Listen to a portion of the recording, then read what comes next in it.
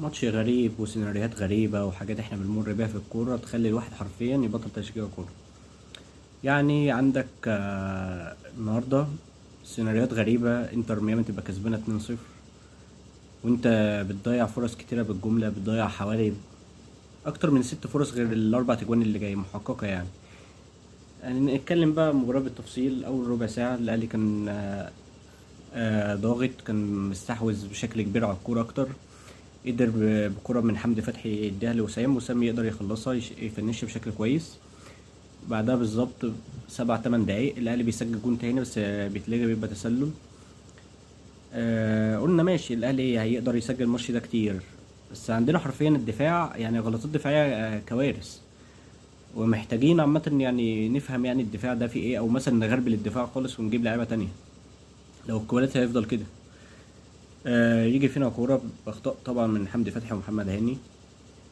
كرة من مورا، يسجل كرة والهدف التاني. الأهلي يفضل ضاغط، بعدها يقدر بيروح بكور كتير. بن رمضان وزيزو يعتبر أنشط اتنين في الشوط الأول مع وسام. يقدر زيزو يجيب ضربة جزاء ويدخل وسام يحطها بالشياكة كده.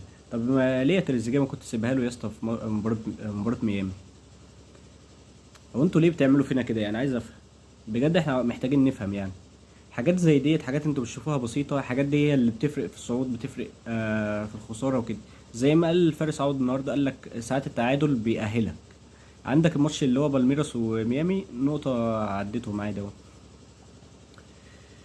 ضيع فرص بالجملة سواء في الماتش ده وماتش ميامي. مباراتين كان أسهل 6 نقط تحققهم، والدفاع عندنا حرفيا يعني في الشلاحات. بعدين نبدأ الشوط التاني. الشوط التاني كان شكل مختلف، هما بيسجلوا من جمل غريبة وحاجات غريبة، واللعيبة في الدفاع يعني بدل ما تطلع مثلا رمي التماس بتصبر وتخلي عليك ركنية وحاجات غريبة، ومحمد هنا أي حد بيرمي عليه السلام بيعدي.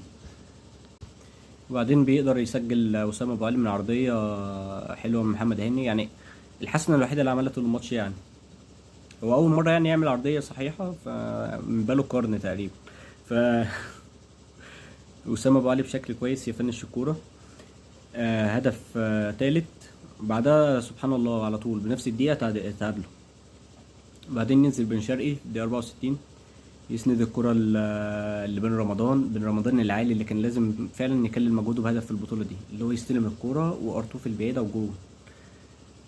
بعدها طبعا ضيع فرص كتير من جراديشار وقفشة وكور كتير